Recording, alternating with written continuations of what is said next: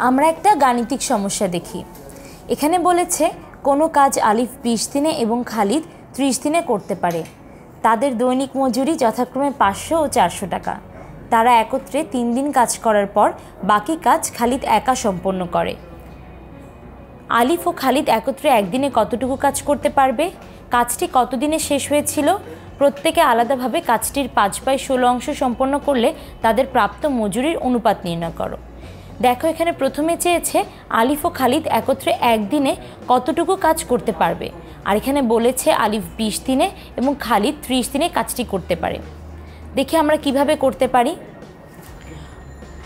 প্রথমে দেখি 20 দিনে আলিফ সম্পূর্ণ একটি কাজ করতে পারে, তাহলে একদিনে করতে পারে কতটুকু?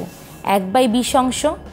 খালিদও একইভাবে 30 দিনে যেহেতু সম্পূর্ণ কাজ করতে পারে, তাহলে একদিনে করতে পারে 1/30 অংশ। তাহলে আলিফ ও খালিদ একত্রে একদিনে করতে পারবে 1/20 ও 1/30 অংশ। তাহলে আমরা পাই 1/12 অংশ। এই 1/12 অংশ কিন্তু আমাদের প্রথম অংশের উত্তর। আলিফ ও খালিদ একত্রে একদিনে তাহলে 1/12 অংশ কাজ করতে পারবে। দেখো, এরপরে বলেছে কাজটি কতদিনে শেষ হয়েছিল এবং বলে দিয়েছে যে তারা একত্রে 3 দিন কাজ করার পর বাকি কাজ খালিদ একা সম্পন্ন করে। তাহলে আমাদেরকে 3 দিনে আলিফ ও খালিদ কতটুকু কাজ সম্পন্ন করেছিল সেটা আগে বের করে নিতে হবে। তাহলে আমরা বের করলাম 3 দিনে আলিফ ও খালিদ করেছিল 3 গুণন 1/12 অংশ, অর্থাৎ 1/4 অংশ।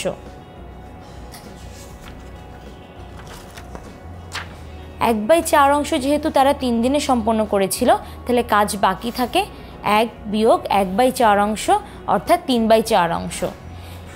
এবং তোমাদের কি মনে আছে বলেছিল যে আলিফ ও খালিদ একত্রে 3 দিন কাজ করেছিল, কিন্তু বাকি কাজটুকু খালিদ একাই সম্পন্ন করেছিল। তাহলে আমরা বের করে নিই যে খালিদ 1/30 অংশ করে একদিনে, তাহলে 1 বা পুরো অংশ করে 30 দিনে এবং 3/4 অংশ করবে 45/2 দিনে। তাহলে তাদের মোট সময় লেগেছিল 3 যোগ 45/2 সমান 25 সমস্ত 2-এর 1 দিন। তাহলে 25 সমস্ত 2-এর 1 দিনে কাজটি শেষ হয়েছিল। এরপরে বলেছে যে প্রত্যেকে আলাদাভাবে কাজটির 5/16 অংশ সম্পন্ন করলে তাদের প্রাপ্ত মজুরির অনুপাত নির্ণয় করো। আলিফ যদি 1/20 অংশ কাজ একদিনে সম্পন্ন করে, তাহলে তাহলে 1 অংশ কাজ শেষ করবে 20 দিনে, আর 5/16 অংশ কাজ সম্পন্ন করবে 25/4 দিনে। আর বলা হয়েছিল যে আলিফের একদিনের মজুরি 500 টাকা। তাহলে আলিফের 25/4 দিনের মজুরি কত হবে? 3125 টাকা।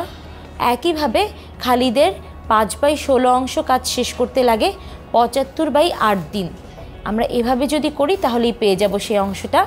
এবং খালিদের একদিনের মজুরি 400 টাকা, তাহলে 75/8 দিনের মজুরি হবে 3750 টাকা।